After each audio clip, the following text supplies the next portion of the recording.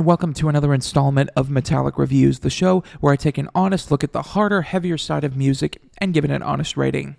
Today, we're getting weird, beautiful, proggy, and really all-around nutty here on Metallic Reviews. Yep, grab a poozer, fill it full of coffee, hold on to your hats because we're diving into Devin Townsend's new solo project, Lightwork, released November 4th on Inside Out Music. Now, Devin has been a pretty busy little Canadian bee lately, as the pandemic did nothing to slow down his output. This is his third album since last year, after the double release of The Puzzle and Snuggles. It's also his 11th studio album.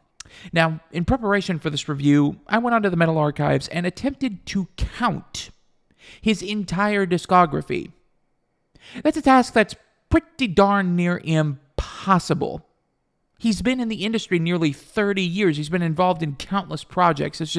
It's almost impossible. But we're here to focus on his latest effort. How'd he do? Let's find out. First of all, this is Devin, okay?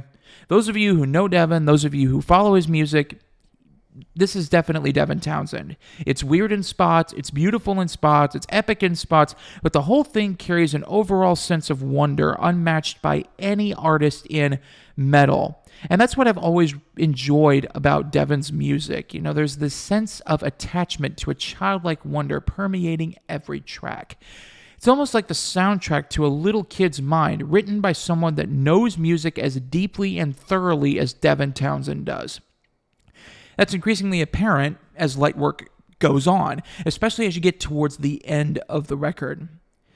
It also succeeds at taking prog metal to its logical conclusion. It pulls itself back into the station at just the right moment. There's a great amount of ebb and flow on this album. It goes out, and then it comes back, and it goes out, and then it comes back. It's really, really nice.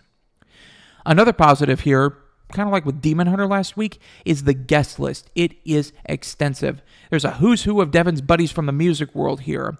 Anneke van Giersbergen, Kay Aimé Dorval, Morgan Ogren, Darby Todd, and guitar legend Steve Vai are all on here. Once more, Townsend incorporates the talents of multiple musicians and morphs them into something of a musical Frankenstein's monster, only in a symphonic way. Case in point, the drums. Ogren, Todd, and current Destrage drummer Federico Pavlovich handle the duties together. There's also guest bass courtesy of Porcupine Tree's new guy Nathan Navarro and Jonas Hellborg, who has worked with Buckethead in the past. Like I said, there's an absolutely massive guest list, and everyone's contribution is well noted.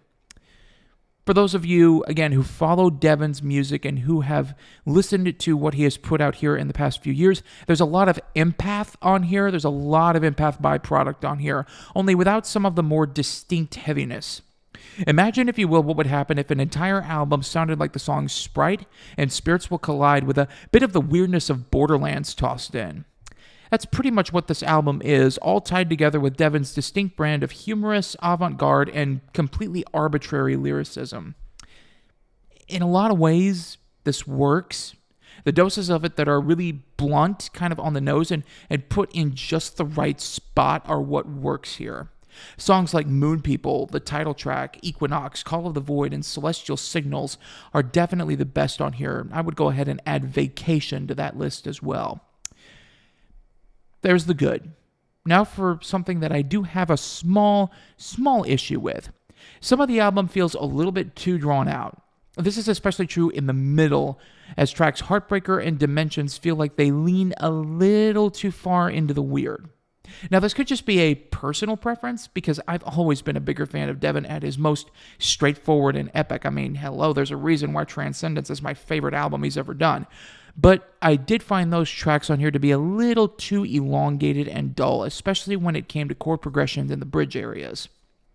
But other than that, this is a masterclass on how to do ambient, proggy, beautiful, weird rock/metal with, I don't know, seagull sounds thrown in, frankly. Yeah, it's nowhere near the heaviest, the darkest, the slabbiest, or the most grinding release of the year.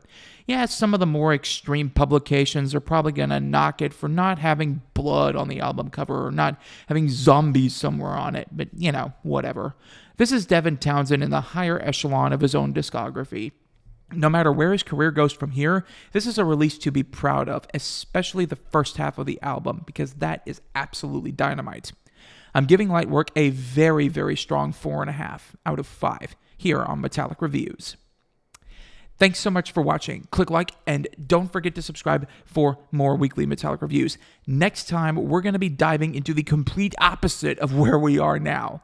Deathcore is going to reign supreme around here next time as we examine Chelsea Grin's new and completely non-nihilistically titled Suffer in Hell. I hope you'll join me.